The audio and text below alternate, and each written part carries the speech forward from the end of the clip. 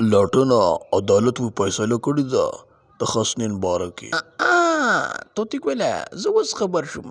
پرون یو کس وي هغه ته د 500 اډر ورکړی دی. دا رښتیا دي؟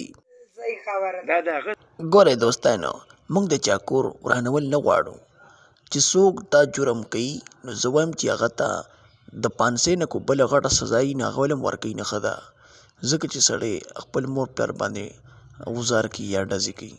سوچ تاسو وکئ، په دې کې تاسو ووایئ چې زه دا صحیح کار دی او که نه غلط دی چې 500 ولې ورکړي. شاباس بیټا، بہت بڑی. دوستانو زه حکومت ته دا اعلان کوم، دا ورته وایم چې لومبی په سړک کې راکاږئ او بیا یې 500 کوئ. دا دومره خنزیر دی. رښتیا دی وویل. دوستانو ته د لاسه ته دوی کور روان شو، ته د ماشومه خور ماشوم ورور هغه یوازې پاتې شو. ولې؟ پلار یې مړ شو او مور یې زخمي پرته ده په هسپتال کې.